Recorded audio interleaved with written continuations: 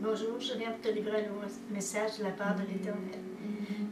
Ce message s'intitule l'unité ou la division. Toi, es-tu pour l'unité ou si tu es pour la division, sans le comprendre ni le vouloir vraiment? Quel esprit t'anime? Quel esprit te guide? Celui de notre Dieu ou du malin? Oui, de quel esprit es-tu animé? Le Seigneur te dit, si tu es pour l'unité, tu mettras tes différends de côté, tu vivras pour moi et comme moi. Eh oui. Est-ce que tu sais que l'Éternel préfère une relation d'amour qui unit les gens plutôt qu'une religion qui divise les gens? Au fait, comment est ta communion avec lui? Est-elle sincère, active, ou si tu n'existes pratiquement pas devant sa face? Parce que tu es trop occupé et préoccupé par les choses de la terre plutôt que celles d'en haut. Il est écrit dans Colossiens 3:2, « Affectionnez-vous aux choses d'en haut et non celles sur la terre. » Il veut une relation d'amour avec toi, une communion intense et sincère avec toi, une communication directe avec toi, comme avec tous les autres. La religion n'est pas ce qui prime. Cela ne sert qu'à diviser, malheureusement, et l'homme a une idée complètement faussée de la vérité concernant ce sujet. Il est écrit dans le verset Jacques 1:27. La religion pure et sans tache devant Dieu, notre Père, consiste à visiter les orphelins et les veuves dans leurs afflictions et à se préserver des souillures du monde. Vois-tu, les hommes se font des religions, et ceci ne sert qu'à la division. Oui, se divisent et se redivisent. Oui, chaque religion est en elle-même divisée au milieu de ceux qui disent la pratiquer. Les gens ne sont même pas d'accord entre eux et avec ce qu'ils croient défendre ou adorer, ni ce qui se passe au milieu d'eux, malheureusement. Il est écrit dans le verset 1 Corinthiens 1:9-15, « Dieu est fidèle, lui qui vous a appelé à la communion de son Fils Jésus-Christ, notre Seigneur. Je vous exhorte, frères, par le nom de notre Seigneur Jésus-Christ, à tenir tous un même langage et à ne point avoir de division parmi vous, mais à être parfaitement unis dans un même esprit et dans un même sentiment. Car mes frères, j'ai appris à votre sujet par les gens de Chloé qu'il y a des disputes au milieu de vous. Je veux dire que chacun de vous parle ainsi. Moi je suis de Paul, et moi d'Apollos, et moi de Céphas, et moi de Christ. Christ est-il divisé? Paul a-t-il été crucifié pour vous, ou est-ce au nom de Paul que vous avez été baptisés? Je rends grâce à Dieu de ce que je n'ai baptisé aucun de vous, excepté Christus et Gaius, afin que personne ne dise que vous avez été baptisés en mon nom. Eh oui.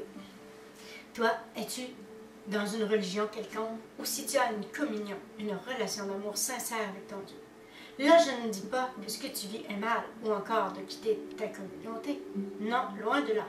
Mais de te faire prendre conscience si tu vis une relation d'amour avec ton Dieu et ceux qui t'entourent. As-tu une bonne relation avec Jésus et ceux qui t'entourent? Est-ce que tu penses cela parfois, ou si tu le sais et que cela te laisse indifférent en réalité? Qu'est-ce qui attire ton attention spirituellement? Oui, qu'est-ce qui te motive? Es-tu conscient que le Seigneur ne veut pas que les hommes se divisent? Et pourquoi? Voilà pourquoi. Il est écrit dans le verset Matthieu 12:25. Comme Jésus connaissait leurs pensées, il leur dit, « Tout royaume divisé contre lui-même est dévasté. Toute ville ou maison divisée contre elle-même ne peut subsister. » Donc, à éviter à tout prix la division. Et il faut se concentrer sur l'unité, car l'union fait notre force en Jésus. Même dans les églises, les hommes ont de la misère à se sentir. Ils ne font que critiquer et se diviser. Ils ne peuvent plus se sentir, s'aimer autrement dit, se visiter, s'entraider, ne fait pas partie de leur manière de vivre. Toi, que fais-tu? Que penses-tu à ce sujet? Fais-tu comme eux?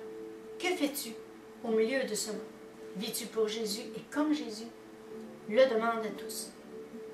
Aussi tu vis pour toi comme ce monde qui se laisse influencer par les forces du mal.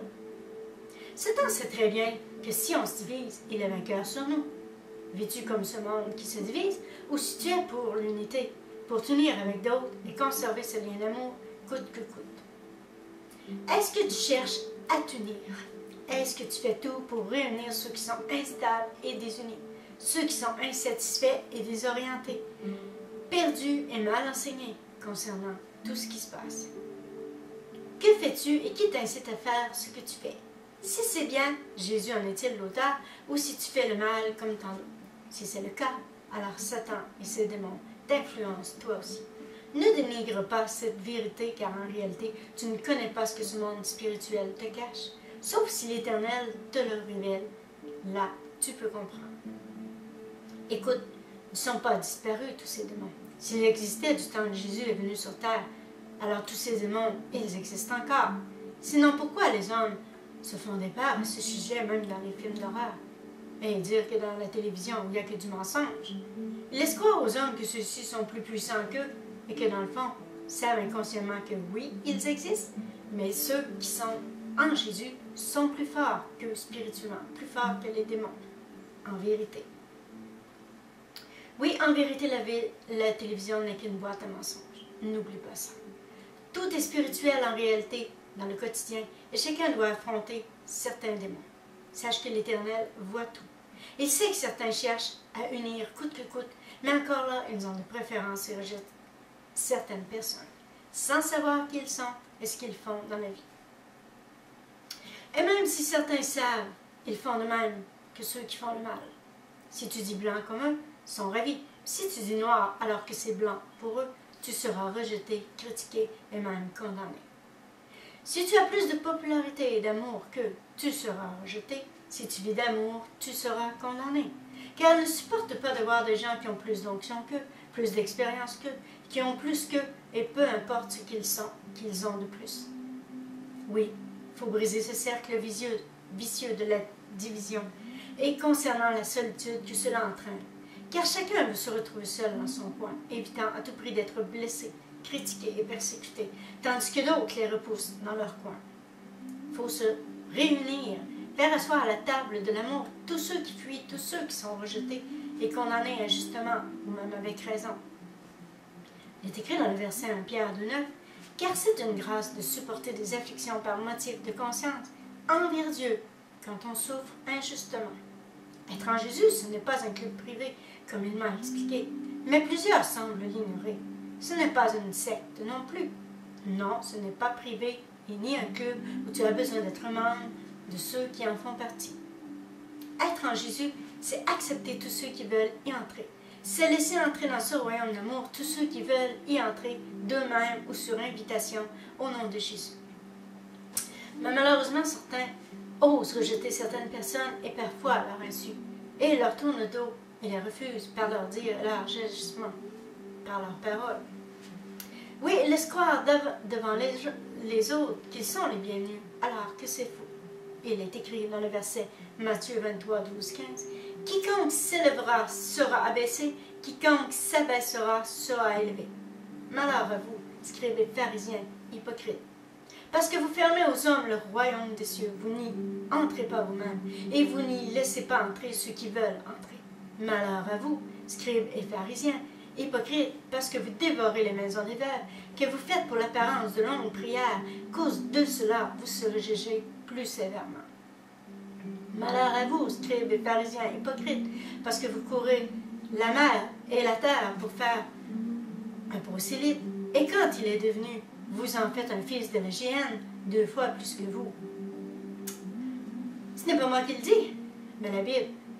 Mais j'ai vu bien des gens se faire traiter de la sorte, moi pareillement, à plusieurs endroits d'ailleurs. Combien remarquent leurs agissements? Si ce n'est ceux qui sont rejetés de ceux qui agissent ainsi, et ceux-ci se croient à l'abri du regard de notre Dieu. Et toi, là, je ne critique pas les établissements ni les gens, mais je dis la vérité ouvertement. Alors que trop se bouchent les oreilles, se ferment les yeux, et ils disent ouvertement et hypocritement, « Bénis-nous, Seigneur. » Waouh, quelle honte! Certains dirigeants se demandent pourquoi il n'y a pas d'amour, mais qui donne l'exemple? Et pourquoi accepter de tels comportements? Mais doit-on les démasquer? Pourquoi la force de l'amour n'y est pas? Cette puissance, c'est l'amour. Il faut savoir que l'Éternel n'est pas là où il n'y a pas d'amour. Honnêtement, il n'est pas Dieu, mais combien l'ignore. Il est écrit dans le verset Colossiens 3, 25, « Car celui qui agit injustement recevra selon son injustice, et il n'y a point d'acceptation de personne. » Ouais. Certains oublient que Jésus n'aime pas et n'apprécie pas la division ni l'hypocrisie. Non, il n'approuve pas ceux qui agissent ainsi. Quand les hommes comprendront-ils que ce n'est pas la division qui doit régner et que c'est l'union qui fait la force, notre force, et pour cela il faut vivre comme Jésus, pas comme le malin nous incite à le faire. Et oui, c'est dans l'unité que le Seigneur bénit. Mais il faut se demander sincèrement, oui, il faut vraiment s'interroger à savoir qui est pour l'unité, qui est pour la division. Toi, je ne sais pas, mais moi je suis pour l'unité et je vote pour l'unité. Et toi? Trop de gens sont pour la division, et d'une façon ou d'une autre, ils s'impliquent et participent à ce piège tendu aux hommes par les forces du mal. Ils ne se rendent même pas compte qu'ils se divisent, ni dans quel clan ils sont. Je précise, de quel côté. Toi, de quel côté es-tu? Le terrain du mal ou celui de l'amour? Ils évitent des gens ou incitent les gens par leurs dires ou leurs gestes malhonnêtes, et en oublient qu'ils sont sous le regard de notre Dieu jour après jour. Ils laissent croire à ceux qui croient en eux ou qui leur font confiance qu'ils sont sincères, et malheureusement, certains se moquent totalement de certaines personnes et de notre Dieu en agissant ainsi. J'aurais pu, si j'aurais voulu, démasquer certaines personnes qui m'ont morci et démoli depuis tant d'années, mais j'ai préféré la justice de notre Dieu. Oui, je laisse ceci entre les mains de notre Dieu, le jugement de Dieu pour eux. Je ne peux rien faire d'autre que prier pour eux, car tôt ou tard, ils devront rendre des comptes, que ce soit pour moi, pour toi, comme pour les autres. Oui, ils seront devant l'Éternel Dieu. Il est écrit dans Romains 2, 11-13, « Car devant Dieu, il n'y a point d'acceptation de personne. Tous ceux qui ont péché sous la loi périront aussi sous la loi. Et tous ceux qui ont péché avec la loi seront jugés par la loi.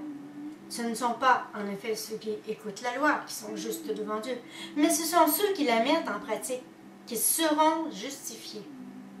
Pour certains, tout ce qui compte, c'est la popularité et l'orgueil leur fait faire bien des bêtises, bien des pirouettes. Ouais. Ils en oublient car on ne se moque pas de Dieu, de ses enfants, de ses ouvriers, de son plan, ou encore des gens que l'Éternel veut sauver et délivrer et inviter dans son royaume. Il est écrit dans le verset Romains 2, 11, « Nous savons en effet que le jugement de Dieu contre ceux qui commettent de telles choses excusez, est selon la vérité. Et penses-tu au homme qui juge ceux qui commettent de telles choses et qui le fait, que tu échapperas au jugement de Dieu? Ou méprises-tu les richesses de sa bonté, de sa patience, de sa longanimité, ne reconnaissant pas que la bonté de Dieu te pousse à la repentance? Mais par ton endurcissement, par ton cœur impénitent, tu t'amasses un trésor de colère pour le jour de la colère et de la malédiction du juste jugement de Dieu, qui rendra à chacun selon ses œuvres. Réservant la vie éternelle à ceux qui, par la persévérance, à bien faire, cherchent l'honneur, la gloire et l'immortalité. Mais l'irritation et la colère à ceux qui, par esprit de dispute, sont rebelles à la vérité et obéissent à l'injustice. Tribulation et angoisse sur tout homme d'homme qui fait le mal, sur le juif premièrement, puis le grec. Gloire et honneur et paix pour quiconque fait le bien, pour le juif premièrement, puis pour le grec. Car devant Dieu, il n'a point d'acceptation de personne. Toi, es-tu de ces personnes-là? Tu peux répondre, tu sais. Seul l'Éternel entendra et connaît la réponse de toute façon. Tu es de ceux qui sont seuls dans leur coin, que tu évites la compagnie, les dires et les doctrines d'hommes, que tu préfères l'amour et que tu évites la compagnie des gens arrogants et hautains, malhonnêtes aussi, qui laissent croire qu'ils vivent selon la volonté de Dieu. Moi, je vote pour l'unité, et toi? Je n'aime pas la division. Et toi? Je ne suis pas à l'aise non plus avec ceux qui causent la division. Écoute, c'est vrai que ce n'est pas facile de vivre en harmonie avec tous de nos jours, mais je te dis que le Seigneur est au contrôle de tout, et qu'il aura raison de tout ce mal qui divise son peuple, et même des gens qui font le mal, qui sont influencés par les forces du mal sous la direction de Satan lui-même. Non, ce n'est pas facile de s'aimer les uns les autres de nos jours, malgré tout ce qui se passe. Il n'en demeure pas moins qu'il est écrit dans le verset Matthieu 5, 44. Mais moi je vous dis, aimez vos ennemis, bénissez ceux qui vous maudissent, faites du bien à ceux qui vous haïssent, et priez pour ceux qui vous maltraitent et qui vous persécutent.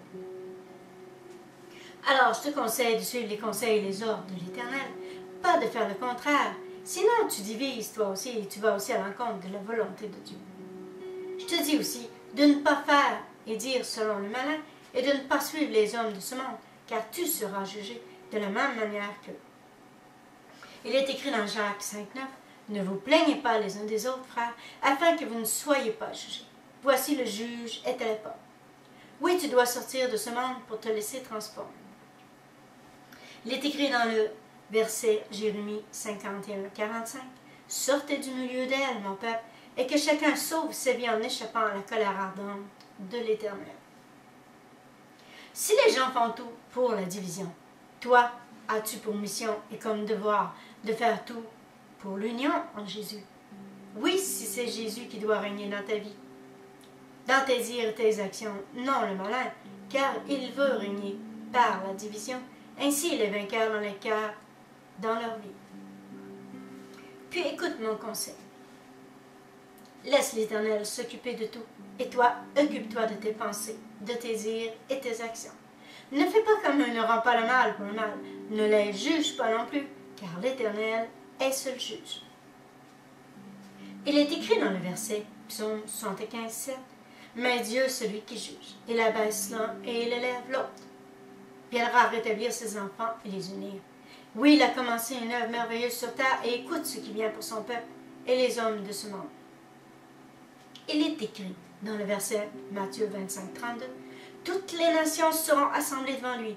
Il séparera les uns avec les autres, comme le berger sépare les brebis d'avec les boucs. » Cela ne sera pas facile pour certains, mais pour toi. Comment ce sera pour toi, le sais-tu? De quel côté es-tu? Oui, déjà que la division est trop présente et menaçante. Imagine que certains disent lui appartenir et que c'est faux, tandis que d'autres le sont vraiment et certains les éclaboussent par leur méchanceté. Leurs pieds sont sales et leur langue est comme la vipère. Il est écrit dans le verset Jacques 3,8 « Mais la langue, aucun homme ne peut la dompter. C'est un mal qu'on ne peut réprimer. Elle est pleine de venin mortel. Il faut que Jésus lave certains pieds aussi. Ceci fait du bien à plusieurs, tu ne penses pas? Ils auraient même besoin de se faire laver la bouche. Hein? Il est écrit dans le verset Jean 13, 5, 10. Ensuite, il versa de l'eau dans un bassin et il se mit à laver les pieds des disciples, à les essuyer avec le linge dont il était saint.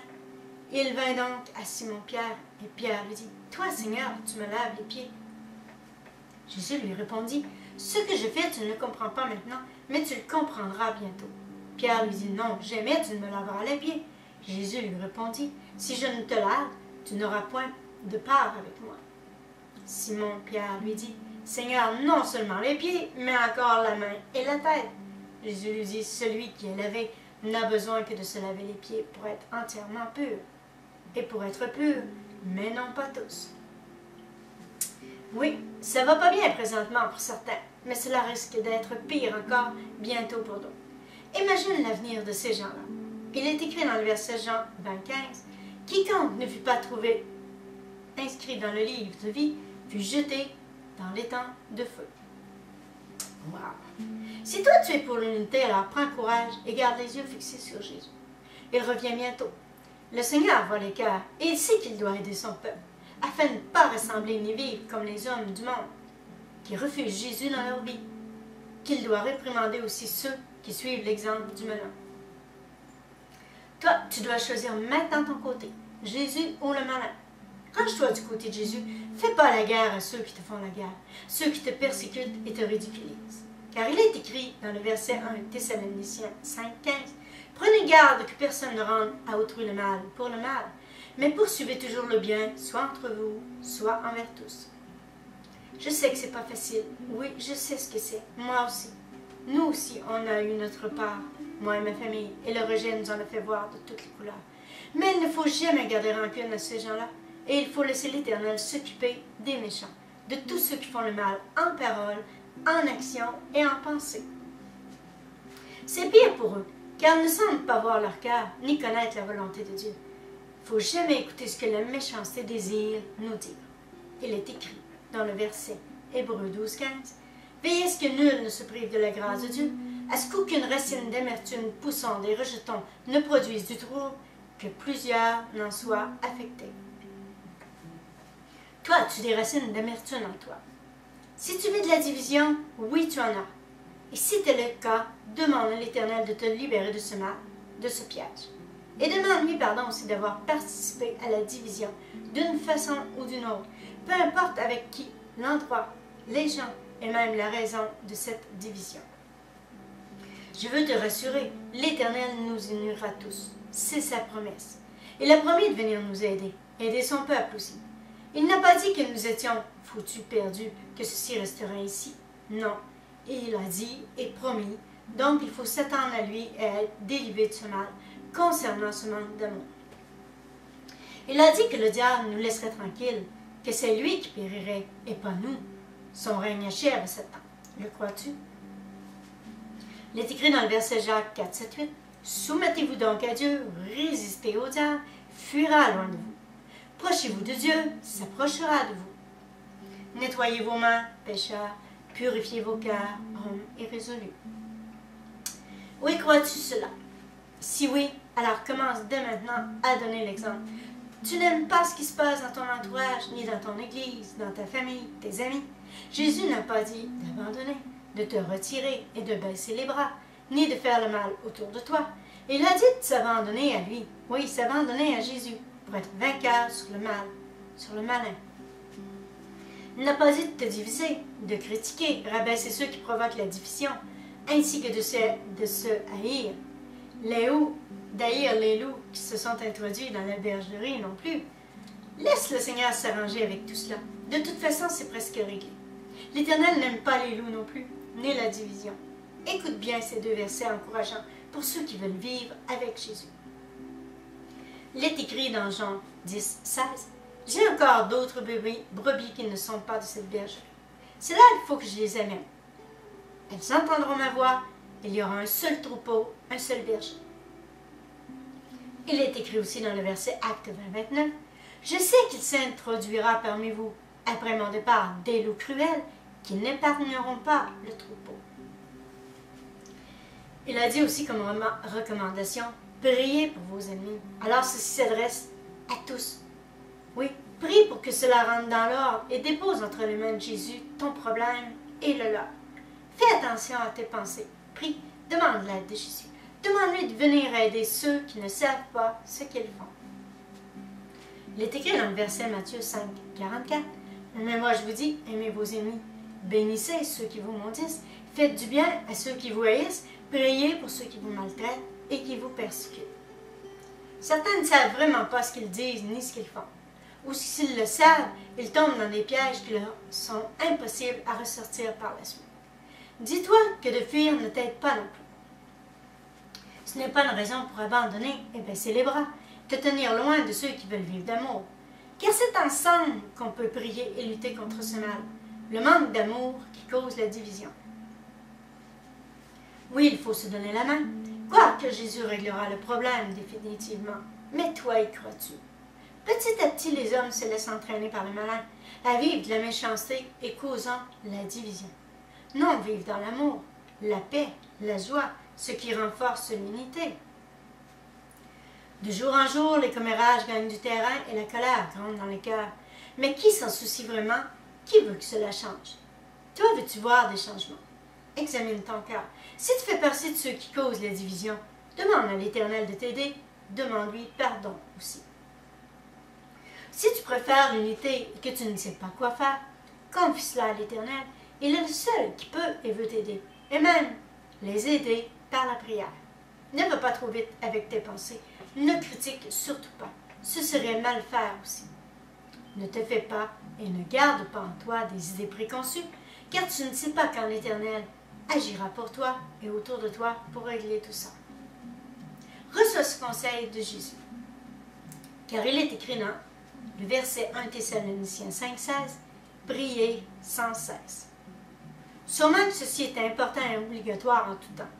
Sache et retiens ceci, Jésus n'abandonne personne, viendra secourir son peuple et l'unir d'un cœur sincère.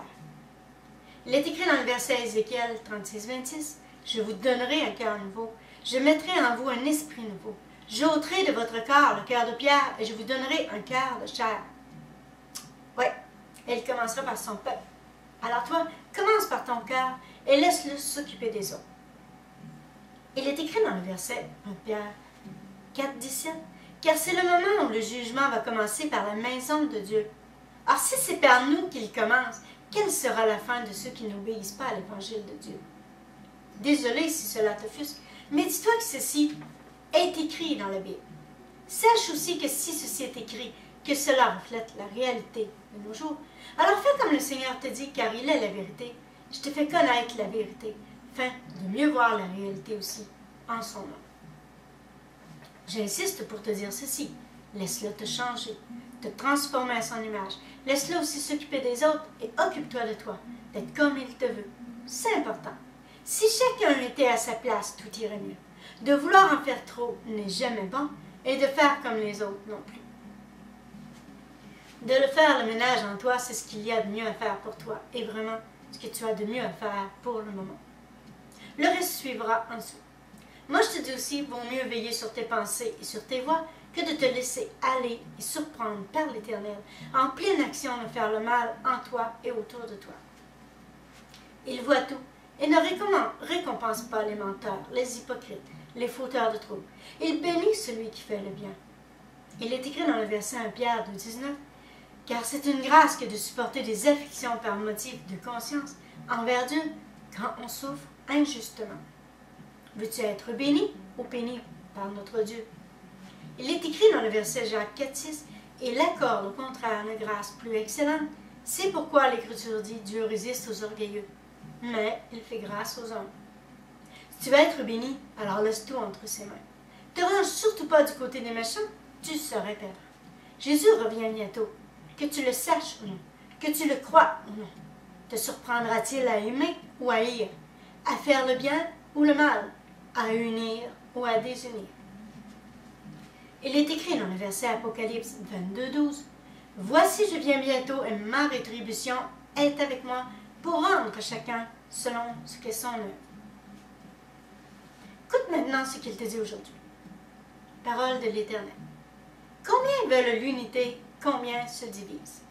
Toi, es-tu pour l'unité ou la division? De quel côté es-tu? Et l'ouvrier de qui es-tu? De quel esprit? Quel esprit t'anime et te guide? Celui de notre Dieu ou du malin?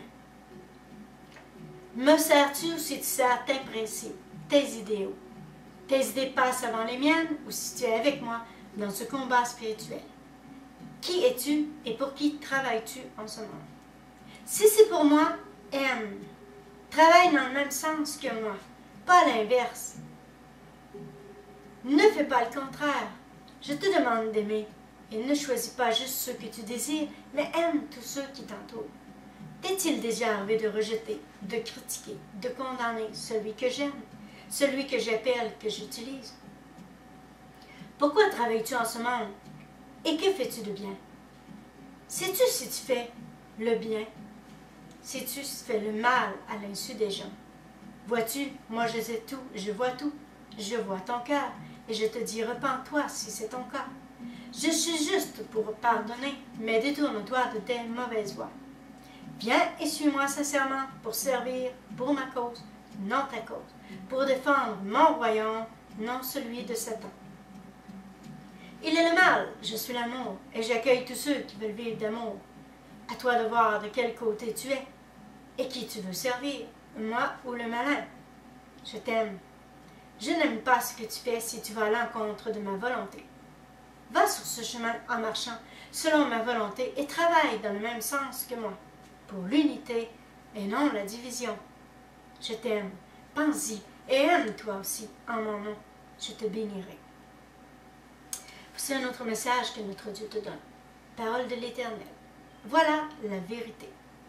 En plus de ne pas aimer ce que je fais, ce que je suis, tu n'aimes pas ton prochain. Sinon tu apprécierais et me remercierais en tout temps.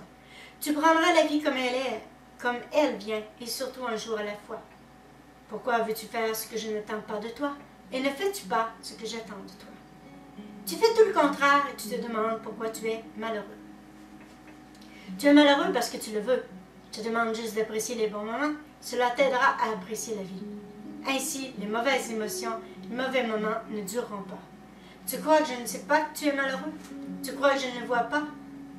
Qu'est-ce que tu penses que je vois et que j'attends de toi? que tu passes dans ce monde, que tu aimes ceux qui t'entourent, sans oublier ce que je fais dans ta vie. Peux-tu faire cela pour moi, pour toi, pour ceux qui t'entourent? Penses-tu que j'aime te voir ainsi et que les gens t'aiment et apprécient ce que tu es? Non. Mais tu le fais quand même parce que tu ne vois pas ce que tu es ni ce que tu fais. Par contre, tu vois très bien ce que les autres font et ce qu'ils sont. Mais le vois-tu vraiment? Pourquoi ne remarques-tu pas ce que tu es en réalité et ne vois-tu pas ce que tu fais? Que de te plaindre pour tout ne t'aide guère et de ne pas apprécier ne t'apporte rien. Je bénis tous ceux qui regardent à moi, qui apprécient ce que je suis et ce que je fais. Fais de même et laisse-toi aimer. Oui, laisse-toi bénir toi aussi. Ne critique rien, ni mon œuvre, encore moins ton Dieu. Tes critiques ne donnent rien, ne t'apportent rien, et tu es et ne fais que le contraire de ce que j'attends de toi. Je te dis, aime. Que fais-tu? Pense-y et laisse ton Dieu vivre en toi et pour toi. Ne me critique pas, ne me rejette pas, et ne rejette pas la vie que tu as par tes dires déplacés, par ton manque d'appréciation. Reconnais qui je suis, que je suis glorieux. Cela fera toute la différence en toi et dans ta vie. Voilà ce que ton cœur a besoin d'entendre, de recevoir. Je t'aime. Retenez ceci. Ne savez-vous pas que tous sont privés de la gloire de Dieu, mais qu'en Jésus vous êtes sauvés? À qui appartenez-vous? À l'Église de mon Fils Jésus ou de Pierre, Jean-Jacques? Quelle sottise de croire que j'en aime un plus que l'autre, que de penser qu'un groupe verra ma gloire plus qu'un autre. Pourquoi penser que le salut s'obtient dans la division? Ne savez-vous pas que mon royaume, c'est l'amour, que tous devraient être unis, que nulle division n'entre dans mon amour? Pourquoi croire que je vais vous bénir en vous divisant? L'Esprit de Dieu vient pour vous unir. Vous dites que vous êtes de qui? Vous le criez bien haut, sauf que je viens pour préciser. Vous devriez être en Jésus, de l'Église de Jésus, tous unis ensemble, prêts à bâtir. Vous vous divisez et vous croyez que je ne le sais pas. Vous empêchez d'entrer dans mon royaume ceux qui veulent y entrer. Avez-vous besoin d'une carte de membre? Cela n'est pas un club privé. Pourquoi rejeter ceux qui regardent à moi? Où dois-je être, à votre avis? À un endroit plus qu'à un autre? Je veux vivre dans les cœurs et rebâtir dans l'Église. Je viens pour abolir les dénominations.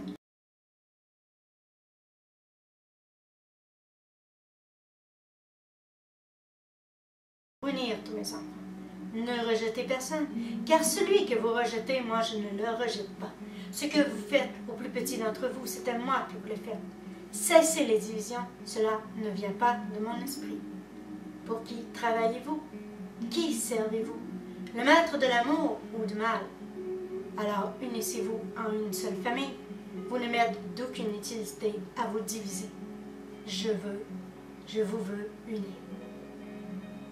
Moi je te dis, pense et ne rejette pas ce message d'amour que je te donne en son nom. Oui, réfléchis comment tu vivras ta vie. Je ne crois pas que j'ai oublié quoi que ce soit. Tout est dit dans ce message, pour que tu comprennes bien que l'union doit primer sur la division. Alors maintenant, je te dis, passe une belle semaine et sois béni au nom de Jésus. Amen.